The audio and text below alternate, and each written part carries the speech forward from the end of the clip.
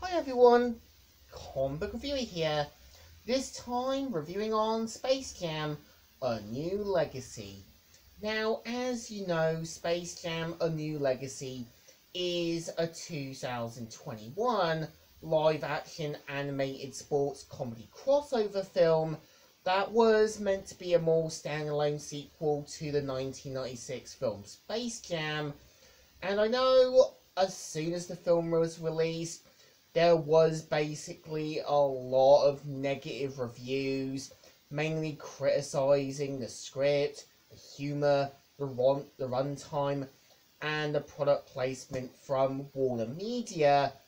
And after watching the film, I'm thinking, did anyone actually watch the film? Did we all sit down to watch this? So the premise of the film is meant to follow LeBron James, who is in real life an actual basketball player. We see how he tries to get his youngest son, Dom, off of these sort of computer games and tries to get him more into sports.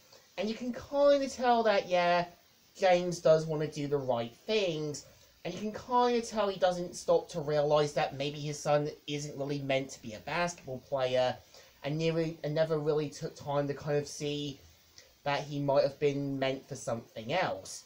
We do kind of see how, yeah, we do see how a computer AI system known as LG Rhythm is meant to be a self-aware sort of system from the whole Warner Bros. Serververse, decides to kind of get LeBron James into the company, but as soon as he refuses, this is where we do see him wanting to feel like, I'm going to make you into the star that I force you to be. And we do kind of see how LeBron James, as well as Bugs Bunny, journey out into the Warner Bros. Universe in the sort of network system to find other characters in the Looney Tunes series. And throughout it, we do kind of see other sort of worlds, like Harry Potter, also Game of Thrones, Mad Max, and DC.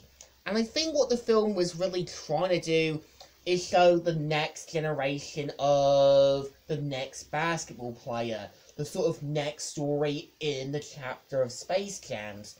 And really, I kind of think changing the story made perfect sense, because I think the point of it being into the whole Warner Bros. Universe made sense. Because, one, it's just Warner Bros. Showing off the sort of stuff from their sort of products.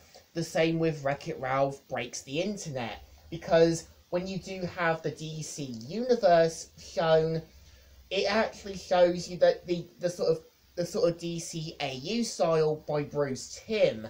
Obviously having characters like Clark, Perry White, Aquaman, and as well as basically Batgirl.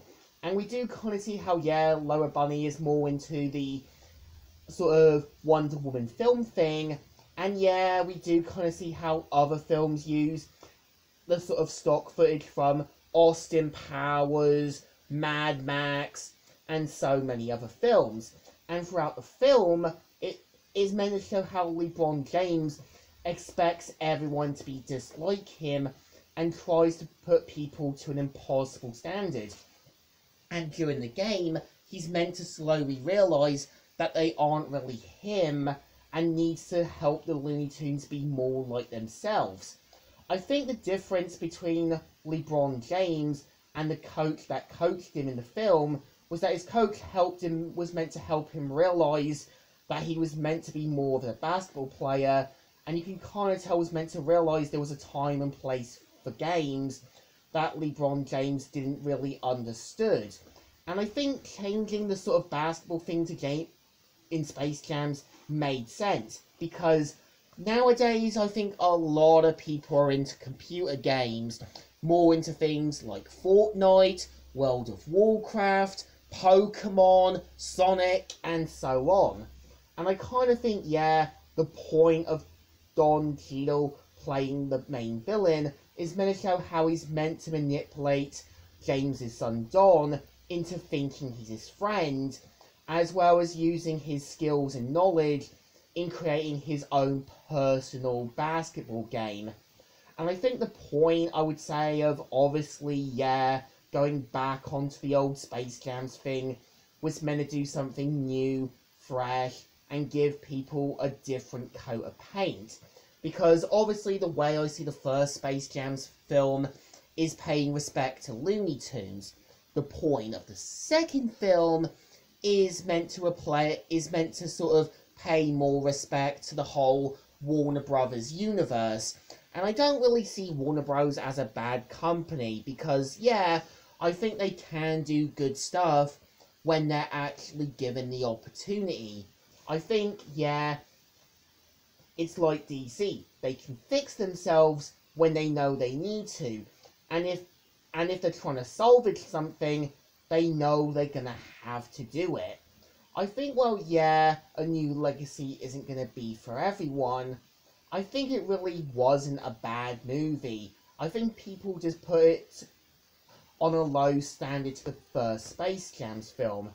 But I think it still deserves a thumbs up. Despite what people said, it's still a good movie. It's just passing the torch to a different athlete. So, Comic Reviewer here, signing out.